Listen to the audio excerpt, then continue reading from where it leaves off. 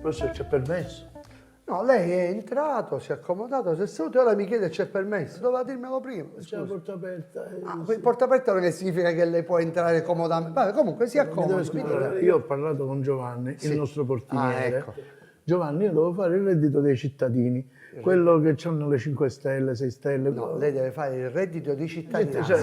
Ha visto, già lei lo sa. Certo che lo E Giovanni mi ha detto, vai dal professore La Parola che ti risolve. La Parola. Io mi chiamo professor La Parola. Ma fuori c'è scritto La Parola. No, fuori c'è scritto La Parola. Infatti se lei nota, sulla lettera A c'è un accento. Che è quella macchia? È una virgola. Quella ma io l'ho levata perché si deve... Ma che cosa leva lei? Ma perché chi glielo mischia a lei? Mi scusi. Senta, signor, cosa ha bisogno? Mi dica. Giovanni, il portiniere, mi ha detto vai da lui che ti risolve il problema. E io sono qui perché so che c'è da fare un questionario. Bisogna vedere se lei ha i requisiti. Comunque dice vai là che il professore La Parola c'ha tutta La parola, tutto quello che sa, che lui è uno che se ne sente, è uno informato. Vabbè. Tanto dice che lo chiamano l'informatore. No, non sono informatore, vabbè, comunque sono informato, va bene. Questo lei mi deve scusare se io ci faccio perdere il suo tempo, ma è una necessità. Non si preoccupi.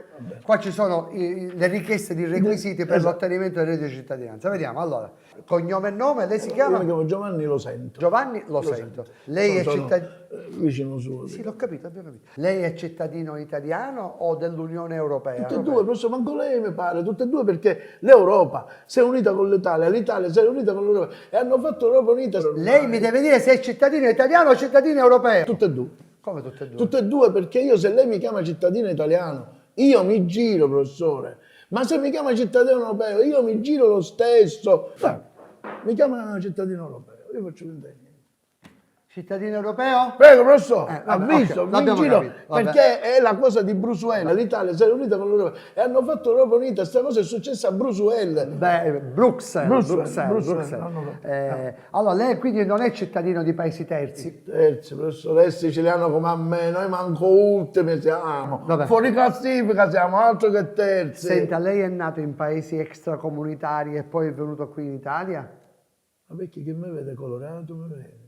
C'entra colorato. Ci sto dicendo che vengo da Porto Empedocle. Lei è extracomunitario? Sì, no. No, sì, no. Oh. Quindi lei è in possesso del permesso di soggiorno? No, perché ho lottato con mia moglie per il permesso di soggiorno, perché noi abbiamo una casa che c'è stanza da letto, il bagno e poi c'è uno stanzone grande. Nella cucina mettiamoci il soggiorno, lei no, facciamo l'isola pedonale per mangiare. Ma se c'è il soggiorno? Professore, non mi ha dato il permesso del soggiorno. Lei è in possesso del permesso di soggiorno? Sì, no? No, perché lei non è extracomunitario. No, perché mia moglie non ha voluto. Vabbè, ok. Ai SEE, come siamo messi? Secondo se lei ha bisogno, lei sei libero. No, lei non mi capisce. Ai SEE, come siamo messi? Ti sto dicendo che pure se ho un impegno, io ai 6 mi libero e sono tutto suo, perché lei può fare a me e ce ne faccio. ISEE, che cos'è ISEE? ISEE è l'indicatore della situazione economica equivalente, cioè significa stabilire lei economicamente come è messo. Lei economicamente come è messo? No, ai 6 controllo. Oh, voglio dire, lei possiede autovetture che superano i 1600 cc? Salute. Lei possiede moto che superano i 250 cc? Salute. Lei possiede barche che superano gli 80 cc? Salute. Ma perché mi dice sempre salute? Perché ha fatto 3 stranuti uno appresso all'altro. Se deve starnutare, lei professore, deve starnutare del cuore. Sì, proprio che no, ciccica, Questa è la cilindrata delle macchine e delle moto. Oh, lei possiede case, cavalli? Sì, caciocavallo, la massaria, professore. Io queste cose non le ho, ma spero che prendendo il reddito di cittadinanza a poco me le compro.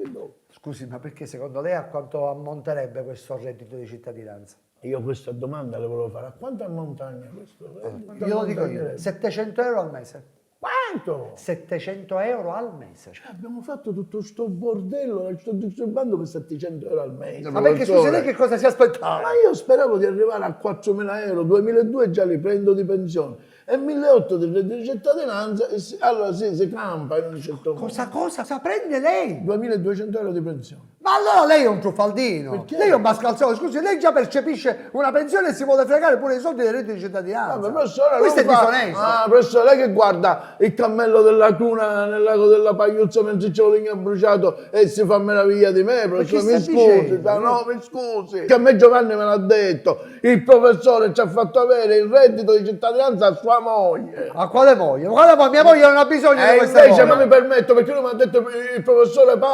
parola. La parola. E 200 universitari. Che cosa Mi sono ha io? detto Giovanni, 200 universitari. Io sono docente Esatto, e universitario. mi ha detto il professore ci ha fatto avere il reddito alla moglie. E lo vuole negare questo? Così mi ha detto alla moglie. Alla moglie, alla moglie. Io ho fatto prendere il reddito di cittadinanza alla signora del secondo piano, che è una povera donna sola, indifesa, vedova, senza lavoro, con 3 bambini a carico che ogni giorno deve sfamare. A lei sì che l'ho aiutato a prendere il reddito di cittadinanza. E la signora si chiama Concetta la moglie, non mia moglie. E sua moglie come si chiama? Mia moglie si chiama... Che cosa le interessa a lei come si chiama mia moglie? Non ho capito. Oh, io non ho capito. Questo disguido, Non però- le interessa? non c'era motivo. Oh, vabbè, avanti. perché se c'è stato un malinteso comunque, professore, mi perdoni.